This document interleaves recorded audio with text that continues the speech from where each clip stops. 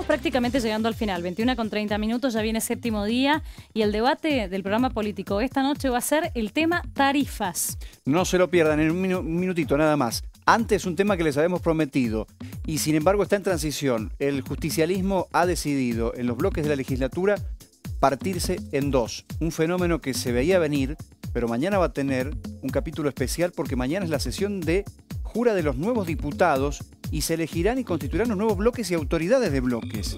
Así es que atentos porque las diferencias internas no dieron para más.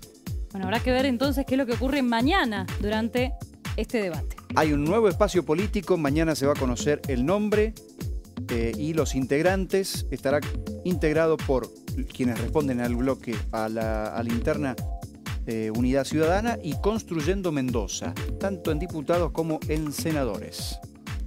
Sigue crujiendo el justicialismo local.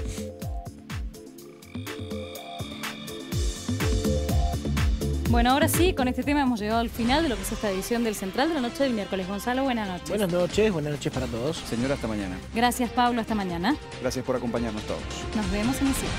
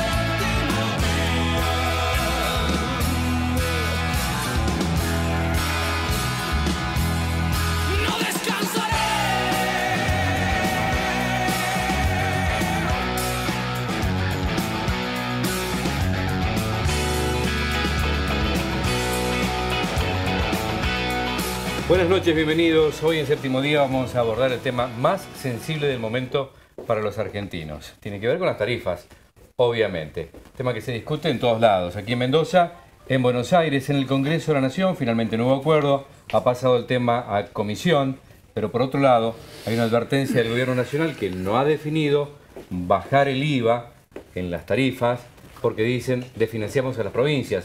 20.000 millones de pesos sería lo que pierde recaudar el Estado Nacional. Por lo tanto, hay poco margen, aparentemente. Eso es lo que vamos a discutir. Andrés, buenas noches. ¿Cómo le va, Carlos Hernández? Espero no encontrarlo deprimido, porque Gimnasia... Tenemos otra oportunidad. No pudo el fin de semana. Sí, una pena. No jugamos bien. Ninguno de los tres. Nos bombearon. Íbamos por la gloria de los tres. El Tomba, el Lobo y los Azules, los tres quedamos ahí en medio del camino. Así que bueno, hay cambios en Gimnasia, claro. Vuelve Lechuga Lanís, Claro. un hombre que conoce el plantel, Así conoce de fútbol. Que nos vaya bien. Tema tarifas, de la cual habla todo el mundo. Para mí hay mucha politiquería en medio y poca palabra técnica, por eso creo que vamos a hablar con especialistas, con gente que sepa. Vamos a hablar con el hombre de los números en la provincia, con Lisandro Nieri, el ministro muy calificado, le pone muchas fichas siempre el gobernador, digamos, le tiene mucho respeto a Nieri. Y vamos a hablar con uno de los buenos economistas que hay en la provincia, con Fernando Galante. Él también nos va a dar el punto de vista de los números, claro, de cómo se maneja esto para arriba y para abajo, para sacarle un poquito la cuestión emocional, el cacareo, la laraca, y darle un dato un poquito más preciso a los oyentes, a ver si podemos clarificar un poco de qué estamos hablando, ¿no? Claro, en un contexto donde hay mucha gente que no puede pagar las tarifas y además hay quejas de las pymes, ¿eh? Hay pymes que están realmente en problemas para poder superar los costos que han ido creciendo y sobre todo ahora con todo esto. La responsabilidad de gobernar, entonces, como lo decías Andrés, el ministro Nieri, y por otro lado, un análisis un poco más macro porque también se están jugando las cuentas públicas del Estado Nacional. Está todo en juego, está en juego un esquema país, un esquema provincia y hasta un esquema municipio cuando se habla de los grandes números del país, ¿eh? Paola Piquer, ¿cómo le va? Buenas noches. ¿Qué tal, Andrés? Carlos, buenas noches. Vos decís los grandes números, las políticas macro, pero a quién no le interesa lo que le pasa al bolsillo de cada uno en cada una de las familias. Por eso esta noche estamos preguntando qué opina usted de los tarifazos, de los aumentos y del rumbo económico también del país. A través de nuestro Facebook y de nuestro Twitter usted puede participar. Y ahora sí les parece cielo e infierno de todas las semanas.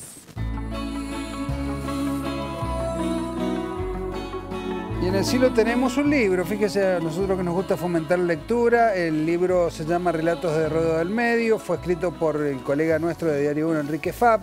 Es una idea del empresario del sector inmobiliario, Juan Manuel Jiménez Rilli, que apuesta fuerte a la inversión en cultura. En este caso, rescatando la historia del distrito de Rodeo del Medio y también con un proyecto cinematográfico que va a demandar una inversión de $40.000. Bien, Jiménez Rilli es miembro de AEM y destacamos entonces su aporte a la cultura.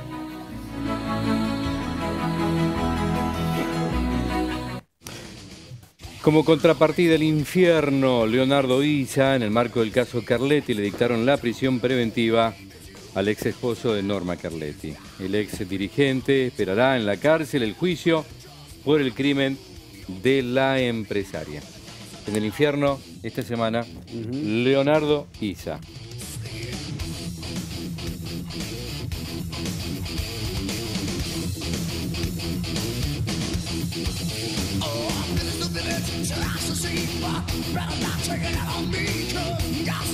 Vamos ya a nuestros temas. Recién me hablaba de Gimnasia.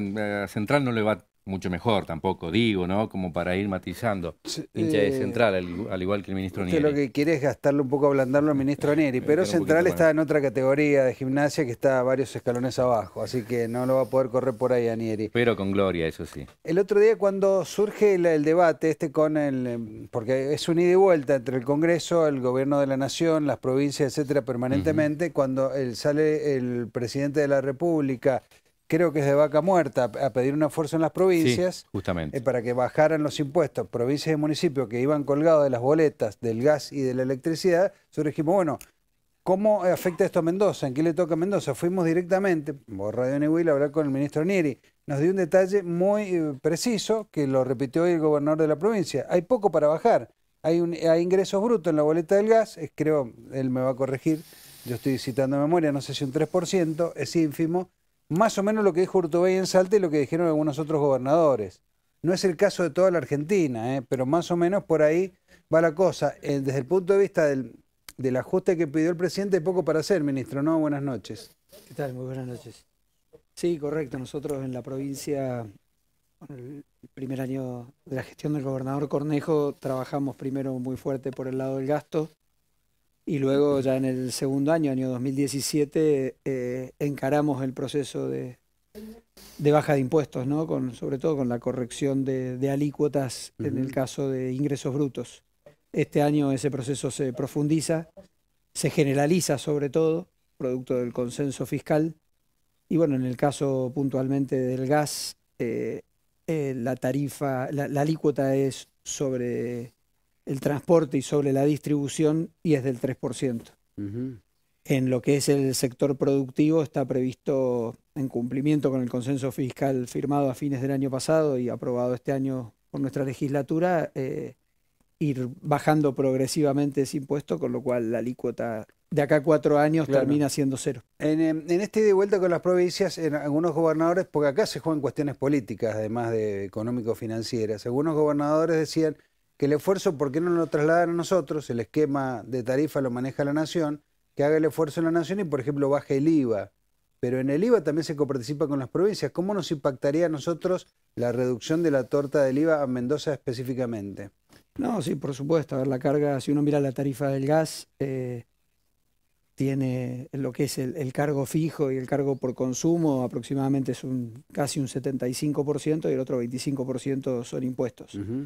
Dentro de eso, la incidencia de ingresos brutos, lo dijimos, es un poquito menos del 3% por cómo está creado y luego el 21% restante es IVA, pero la provincia coparticipa de ese IVA, por supuesto, es recaudación nacional, de la cual, sí, exacto, la provincia de Mendoza es parte, todas las Hablaban de provincias y la nación 20.000 también son parte. De 20.000 millones de pesos que estarían en juego. Sí, depende mucho de las proyecciones que hagamos para este año, pero sí, es un número significativo para la provincia de Mendoza, de hecho mucho más significativo aún que lo que significa ingresos brutos, que vuelvo, en el sector productivo tiende a desaparecer, y en el consumo residencial estamos muy por debajo, al estar en una alícuota del 3%.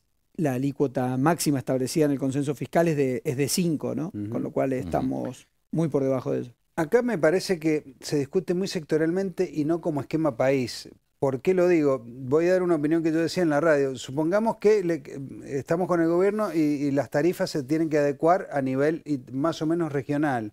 Pagar lo que se paga en otros países por las tarifas de gas, electricidad y agua. Nosotros estamos muy por debajo. Pero yo decía, está bien, si nosotros queremos ir a tarifas internacionales, también el país, para acompañar, tiene que estar en un esquema internacional, en materia de inflación, en materia de costo argentino, de costo laboral, etcétera, porque entonces si no queda mucho el desbalance. Por eso le quiero preguntar a Fernando Galante. Esta mañana Mauricio Badaloni, que él tiene, por ejemplo, trabaja con transporte en Argentina y también en Chile, yo le preguntaba, ¿cómo son las tarifas en Chile? Y dice, bueno, son más caras. Lo que pasa es que en Chile hay mucho menos presión impositiva, hay mucho menos costos de todo tipo, hay casi el 30% menos de costos. Ese es el esquema país, Fernando, que creo que hay que discutir y que creo que no está en la mesa central del debate, ¿no? No, me parece que eso está claro. De hecho, puntualmente en lo que es el tema tarifas, si uno mira de lo que se ha hecho desde el punto de vista fiscal a nivel nacional, ¿no? Para intentar corregir el descalabro fiscal que tiene la nación, se ha hecho casi plenamente por el lado de tarifas, no se hizo por otros lugares, y lo que es más triste desde mi punto de vista es que lo que se logró ahorrar encima se desperdició después de esa discusión, la podemos tener de la calidad del gasto, pero no fue ahorro fiscal, sino que terminó yéndose a gasto en otros ítems, con lo cual no se logró el objetivo de generar una corrección fiscal. Entonces, hoy estamos pagando obviamente los costos, y que esto le pega al bolsillo de la gente, y que es donde se ve el enojo de la gente obviamente en la calle, pero sin los beneficios reales de lo que esta política se trataba. Lo que creo es que el ajuste fiscal se tendría que haber hecho, como bien decís, distribuido en distintos sectores, y un poco yendo a lo que hablaban recién, pensar que la solución está por el lado de los impuestos, cuando en realidad si uno mira la carga impositiva en otros productos es muchísimo más alta. Te diría que hasta la carga impositiva en la parte de tarifas no es elevada para lo que es el promedio nacional, que si lo ves en otros productos, el componente tributario es 40-50% del precio. Mucho más que el doble que lo que está puesto en las tarifas de... Exactamente, con lo cual claramente la solución al tema tarifario no está ahí. Está claro también que el desastre viene de antes, digamos, claro. Es claramente herencia recibida, pero bueno, después entra la discusión de cómo se hizo el proceso de ajuste. Volvemos a lo mismo, para que el ajuste hubiera sido más gradual en este punto, yendo en consonancia con este lema del gradualismo que tiene el gobierno, quizá habría que haber sido más agresivo en otros sectores en los que no se fue. Claro, bueno, es lo que planteaba el gobernador, un poco más gradual en esto, ¿no? Porque hay sectores que no lo soportan. Ahora, yo me pregunto, porque no está el dato fino, por lo menos no se difunde, no se promueve mucho. En algún momento el Estado es el que se hacía cargo del costo de la generación, el transporte, bueno, hay que ver cada uno de los sectores, ¿no? Ya sea energía eléctrica o puede ser gas, en fin. Pero eso se reemplaza ahora, es el usuario directo el que va pagando cada vez más. Ahora, ¿cuánto están recibiendo las empresas? ¿Cuál es el incremento? ¿Y en qué medida eso se traduce en mayor inversión como para ir ganando un poco de este autoabastecimiento y no tener que importar tanto como hemos importado los últimos años? Creo que ese dato no está tan difundido, ¿no? No sé si el ministro lo dispone. No, a ver, creo que siempre nos hacíamos cargo todos como usuarios, ¿no? Probablemente no en forma directa en la tarifa, pero de alguna manera a través de costo impositivo de otros productos. O sea, el problema lo teníamos, no se hacía cargo el Estado, pero el Estado lo trasladaba al consumidor, y se trasladó también en la gran ineficiencia que tiene hoy el sistema, donde, bueno, quien tuvo acceso a la energía, sí, tenía la suerte de consumirla muy barato. Ahora, cuando una empresa pretendía erradicarse, sí, pero además cuando una empresa pretendía erradicarse, no hay posibilidad de conexión, de abastecimiento para que se instale una industria. Entonces, creo que coincidimos todos en que hay que encarar el proceso. ¿En qué se está cambiando, digo, la matriz energética? ¿Hay un cambio ver. efectivamente como para que esto no sea cada vez peor? En ese sentido, lo que uno tiene que analizar esto, a ver, esto no me quiero poner aburrido en esto, pero esto es economía 1. Lo que regula, asigna los recursos eficientemente en una economía son los precios. Lo que se hizo en el sector energético, se destruyó el sistema de precios, se destruyó el mercado, tuviste una sobredemanda, digamos, que principalmente vino por el lado residencial, porque incluso el ajuste, para ser más populista todavía, se terminó haciendo sobre el sector, como dice Lisandro, sobre el sector empresario. Eso te genera destrucción de riqueza en una economía porque las empresas no tienen capacidad de crecimiento, porque no tienen un recurso fundamental como puede ser la energía eléctrica, Obviamente, el gas. ¿qué va a pasar dentro de 3, 4, 5 años con esta política? Eso es lo que queremos Es saber. que el tema es que, a ver, lo que tenemos que entender es que fue muchos años los que estuvo pasando esto, con lo cual hoy sí se están haciendo inversiones. Te diría que nosotros que estamos desde el lado de la inversión, te diría que uno de los sectores más dinámicos, de donde más se está viendo que están entrando inversiones, que están viniendo gente de afuera y que hay mucho interés por invertir en la matriz energética argentina. Ahora, una inversión en energía no es una inversión que tenga una madurez de 6 meses, no la tenés funcionando en 6 meses, Claro. con lo cual son inversiones de Pasa largo con las plazo. energías alternativas que obviamente se están promoviendo, incluso Mendoza ha participado en las Claramente. licitaciones y demás. Carlos, Andrés, Sí. ¿les parece que escuchemos también a nuestros televidentes? Hay enojo.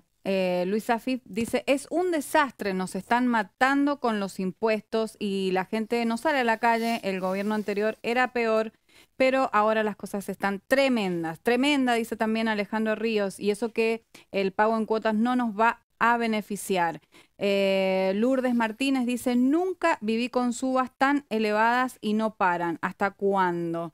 Eso todo en Facebook. En Twitter nos dicen, incluyan en el tema tarifas a los servicios de rentas, es decir, a los impuestos. Nos han matado con el inmobiliario y patente. Mendoza es todo aumento encubierto. Rodolfo Montaña dice que al gobernador le faltó defender al pueblo, hay que dejar sin efecto los aumentos y volver a valores de mayo del 2017. No es buena idea que la gente pague en cuotas. Y Claudio Anzoategui dice, es difícil y doloroso, pero es el único camino para paliar la irresponsabilidad de los que regalaron gas y electricidad aún a los más acomodados como en Puerto Madero. Bueno, honor de verdad de lo que es ingresos brutos y sellos ha ido bajando en la provincia, ¿no? Ahora Sí, también bueno, son los impuestos más distorsivos, ¿no es cierto? O sea que es necesario bajarlo.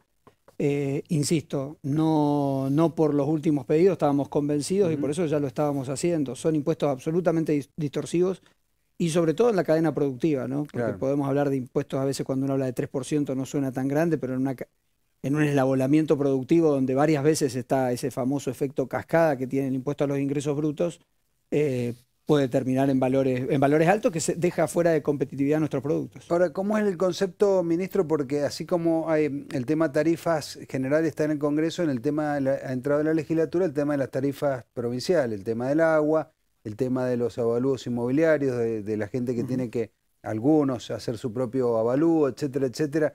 En general, ¿cuál ha sido la idea, ministro? No, bueno, esto es una política de continuar. A ver, el tema de la autodeclaración data ya de la ley de avalúo del año 2015. Lo que pasa es que nunca se puso en marcha. Nosotros lo hicimos en el año 2016, lo volvimos a hacer en el año 2017. Alcanzó solo a refinerías, a entidades de seguros, financieras, bancarias, a parcelas muy especiales. Este año, bueno, lo que hemos optado fue por incluir determinadas propiedades de muy alto valor, que son menos del 2% de las propiedades de la provincia, que son las propiedades de avalúo superior a 2 millones de pesos o valor de mercado superior a 15 millones de pesos. Sí, hay que decirlo, bueno, tiene alguna particularidad que es que incluimos en un ítem otro tipo de parcelas y bueno, probablemente las notificaciones, digamos, hubo alguna serie de notificaciones, no superaron el 3% del total de las parcelas, pero que bueno, se interpretó que había lugares donde había valor. Esto de ninguna manera implica mayores impuestos. Esto simplemente apunta a una cuestión de equidad, ¿no es cierto? El corte, 15 millones dijo del valor de mercado de una propiedad. Las propiedades que deben declarar son todas aquellas que tienen un valor de avalúo superior a los 2 millones de pesos. Ujú. Entendemos que son propiedades de valor de mercado aproximadamente de 8 millones de pesos. Pero ¿quién lo determina? Porque si yo tengo que poner a mi propiedad y le pongo menos de 2, ¿quién le va a poner cascabel al gato? No, el avalúo Sí. figura en la boleta del inmobiliario, Sí. y ahí queda, digamos, el avalúo total, y si ahí uno tiene un avalúo superior a 2 millones de pesos, tiene la obligación de hacer una autodeclaración. Si en esa autodeclaración uno determina que el valor de su propiedad es de 4 millones de pesos, no va a haber ningún tipo de cambio en el pago del impuesto, o sea, en la declaración y por ende en el pago del impuesto que tiene que hacer. Está discutido. Si fuera de 5, es un poquito más grande. Hay un Lo que sí es planteo- cierto, sí, perdón, Carlos, pero simplemente aclarar, hicimos una serie de notificaciones, no fue del todo preciso cuáles eran las parcelas especiales, que si bien no eran superior a 2 millones de pesos, fueron notificadas porque se entendió que podía haber un valor de avalúo muy distinto al de mercado, y bueno, a lo mejor se generaron esas notificaciones a demasiadas parcelas. Estamos delimitando, nosotros ya derogamos esa resolución de catastro, digamos, la resolución número 9, y estamos generando una resolución mucho más específica, que lo que va a hacer que estos casos especiales sean apenas unos pocos, pero apunta a una cuestión de equidad. Vos probablemente puedas tener una propiedad con un avalúo de más de 2 millones de pesos, y a lo mejor tenés al lado una casa que porque es del 1980 pero está hecha nueva, no lo tiene y hasta tiene mayor superficie. Entonces estamos apuntando a corregir esas distorsiones. Pero a lo mejor hay una declaración y no significa que uno tenga que pagar ningún peso adicional, ¿no? Iba a decir que Protector ha hecho una presentación de inconstitucionalidad. Vamos a ver qué se define en la Suprema Corte, ¿no? Sí, por supuesto, y bueno, nosotros También una hemos iniciativa estado haciendo las aclaraciones del caso, y ahora ya estamos notificando a aquellas personas que recibieron oportunamente la notificación y que probablemente no estén alcanzadas Estamos aclarando un poco esa situación. Respecto del tema tarifas, se han expresado, bueno, los ciudadanos se expresan, como hemos escuchado recién, que la cosa está difícil, etcétera, pero también los sectores empresarios, Fernando, la UIA, las pymes, la CAME, la FEM, etcétera, todos los sectores empresarios. ¿Cuáles, según ustedes que hablan de inversiones, son los sectores más alcanzados, digamos, más en problema por el tema tarifas? ¿Por qué lo digo? Porque además, es algo que nos decía esta mañana Badaloni, además del sector tarifas y del costo argentino, hay sectores como, por ejemplo, la industria, el campo industrial mendocino, que está muy atrasado tecnológicamente. Al haber sido un país cerrado tantos años, con tarifas muy bajas, nadie se preocupó por optimizar y por tener equipos nuevos que sean mucho más eficientes. Por eso digo, es un combo. ¿Cuáles son los sectores más en problemas por todo este esquema, no? Sí, está claro, y ahí es correcto lo que decías antes, que el modelo, a contrario de lo que pasa en el resto del mundo, que donde las tarifas generalmente tienden a tener cierto subsidio para el sector empresario y no para el sector residencial, acá estamos en el sistema a la inversa, no solo antes, sino que ahora inclusive esto se mantiene con la actualización que se ha hecho de los precios, con lo cual le impacta mucho al sector empresario. Y obviamente ahí te tenés que fijar en los sectores que son más intensivos en el uso, prácticamente porque donde tenés el fuerte del ajuste ha sido en gas y en electricidad, y eso te termina llevando directamente a todo lo que es el sector industrial, mientras más industria pesada sea, tiene mayor peso, digamos, todo lo que es energía eléctrica, gas, y es donde más ha pegado en las facturas, claramente. Tiene más peso, pero también tiene más espalda. Por ejemplo, las pymes, no sé cómo están pasando esta crisis, ¿no? Sí, pero volvés a lo mismo, tenés que ir por sectores. Obviamente, si vas al sector comercio, le impacta mucho, obviamente, el tema de electricidad. También hay que entender que lo otro que uno mira es así como Carlos decía antes, todavía no se ve la reacción de la oferta, porque va a llevar tiempo para que se genere nueva generación, valga redundancia, haya mayor generación energética. También desde el lado de la demanda todavía no se ve una adecuación del consumo que se hace, ¿no? Una optimización del consumo. Y eso también tiene algún peso. Obviamente cualquier medida que te impacte en el bolsillo nos hace enojarnos y salir a la calle, pero también nos tenemos que replantear al margen del chiste de estar en patas y remera en la casa, hay que cambiar las conductas de consumo porque volvemos a lo mismo, se destruyó el sistema de precios y nos acostumbramos a consumir mal, digamos, a un precio que no era el real. Enseguida le quiero pedir al ministro algunos datitos de la recaudación, cómo viene el año, para Mendoza, que eso también nos da una radiografía de cómo puede ser el escenario en la provincia de Mendoza. Paola. Sí, antes el zoológico de la noche. Unos canguritos boxeadores están allí, Lucas Hilardo y Patricia Fadel, que no cesan de acusarse por la crisis que vive el peronismo tras el acuerdo al que llegaron Sagasti y Cornejo para avanzar en la ampliación de la Corte.